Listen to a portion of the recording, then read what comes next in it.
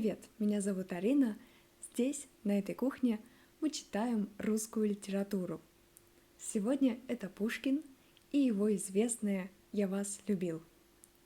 Вы можете включить субтитры, взять чай, и мы начинаем.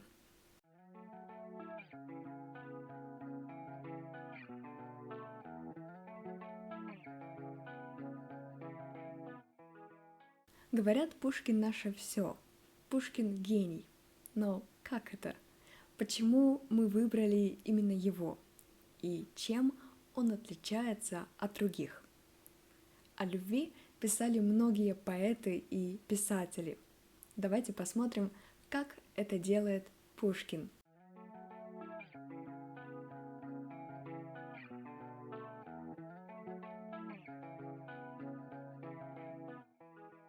Это стихотворение небольшое, но здесь очень много информации.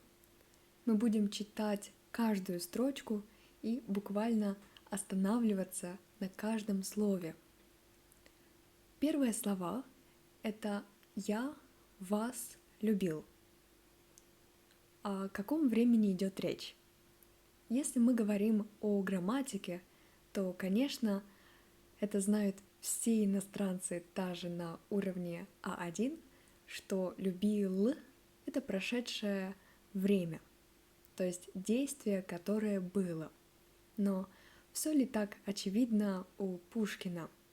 Мы вернемся к этому вопросу, когда прочитаем стихотворение полностью. А пока оставим этот вопрос открытым. Снова вернемся к этой фразе. «Я вас любил». Согласитесь, привычнее слышать «я любил вас». Конструкция субъект плюс глагол плюс объект. То, что больше встречается в других языках, например, в английском. Почему мы, русские, изменяем порядок слов? Обычно в русском языке вся важная информация ставится в конце предложения. Так и здесь для Пушкина важно слово «любил». Обратите внимание на пунктуацию. «Я вас любил», двоеточие. Пунктуация в русском языке тоже очень важна. Обычно иностранцы не любят ее изучать или не обращают на нее внимания, но на самом деле пунктуация тоже может о многом говорить. Здесь автор ставит двоеточие, потому что он начинает объяснять причину. Таким образом, он как будто раскрывает свою душу, начинает говорить о себе и как будто бы исповедуется. «Я вас любил, любовь». Это повторение не случайно. То есть, с одной стороны, он использует глагол «любил», глагол в прошедшем времени, но далее он ставит существительное «любовь». Как мы с вами знаем, существительное — это кто что не имеет времени. И здесь автору важно это подчеркнуть. Любовь еще быть может. Конечно, вы знаете фразу «может быть», но Пушкин пишет «быть может».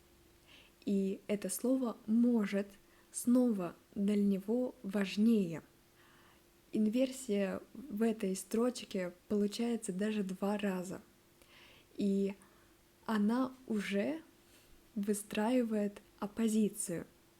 С одной стороны, любил — это то, что в прошлом, и может — это то, что в будущем, надежда. Уже в первой строчке нам показано противоречие чувств, страсть. Вторая строка. «В душе моей угасла не совсем». Может быть, здесь трудное слово «угасло». НЦВ — угасать, СВ — угаснуть. Это значит терять силы, ослабевать. Эта фотография очень точно передает значение этого глагола. Обратите внимание, что это лишь ослабевать, то есть здесь есть намек на возрождение, это еще не конец. Если мы хотим показать конец, то мы бы использовали глагол погаснуть. К тому же автор еще подчеркивает не совсем, у него есть надежда. Второй вопрос, который бы я задала, почему Пушкин пишет в душе? Он мог бы написать, например, не во мне или в сердце, но он использует слово душа. Я любил это то, что он понимает разумом. Живет в душе, то есть вне зависимости от разума, и мы верим, что душа вечна. Третья строка. Но пусть она вас больше не тревожит. Тревожить, то есть беспокоить. А здесь мы поставили фото сигнала тревоги. Может быть, вам это поможет запомнить. Но пусть она, то есть его любовь. Почему она может тревожить? Возможно, это любовь безответная. Может быть, девушка, которой адресовано это стихотворение, уже замужем. Идем дальше. Я не хочу печалить вас ничем. Печалить — это антоним глагола радовать. Во-первых, почему автор не выбирает слово грустить, делать грустным? Может быть, это вопрос с ассоциациями. Здесь вспоминаются слова печь, тепло, свет. Далее автор не пишет «я не печалю», он пишет «я не хочу печалить». Здесь как будто бы видна его ответственность за свои действия как мужчины. И «не» — это снова как отказ от своих чувств. Пятая строка. «Я вас любил безмолвно, безнадежно». Безмолвно от глагола «молвить», то есть «говорить». Безмолвно — молча, без слов. Безнадежно от глагола «надеяться», то есть у него нет надежды на взаимность. Шестая строка. То робостью, то ревностью томим. Это повторение «то» показывает нестабильность чувств героя. С одной стороны, ревность, то есть желание, чтобы любимый человек был только его. С другой стороны, робость. Робость — это нерешительность, неуверенность в себе, страх, боязнь этого человека. То есть он как будто бы говорит, с одной стороны, ты только моя, но с другой стороны, я боюсь тебя. Слово «томим». Что такое «томим»? Томим — это краткая форма причастия, томимый, от глагола «томить», то есть мучить, причинять боль, заставлять страдать. Тоже есть ассоциация у русского человека, фраза «томиться в темнице», то есть быть в таком долгом ожидании. Астер, когда читал это стихотворение, он, как поэт, заметил интересное созвучие. То робостью, то ревностью, то мим. Астер услышал здесь слово «аминь». «Аминь» — это слово, которое заканчивает обычно молитву. То есть это, с одной стороны, желание избавиться от мучений, с другой стороны, это молитва о любви. Читаем дальше. «Я вас любил так искренне, так нежно».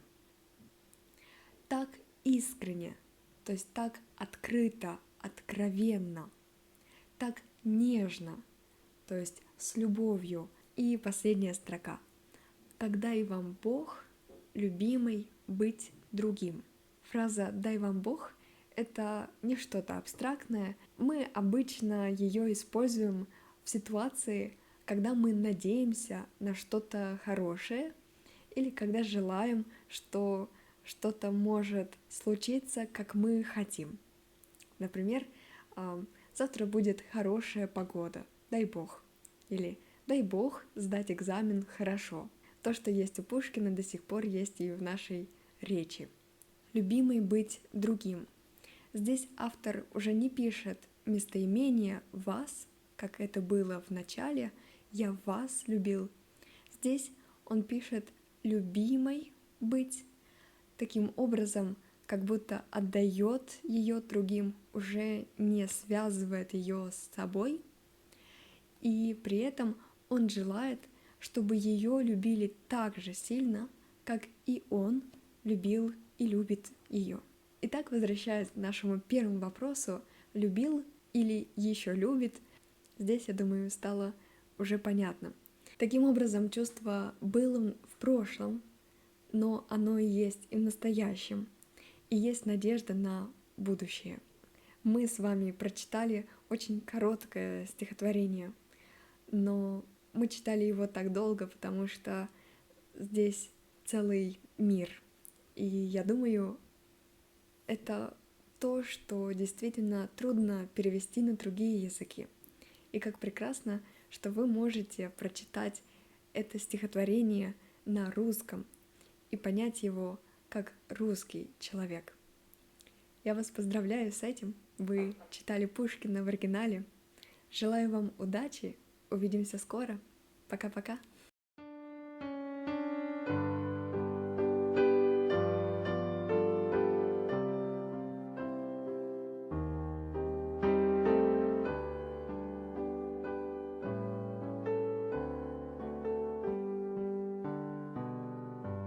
Я вас любил, любовь еще, быть может, в душе моей угасла не совсем, но пусть она вас больше не тревожит, я не хочу печалить вас ничем. Я вас любил безмолвно, безнадежно, то робостью, то ревностью томим.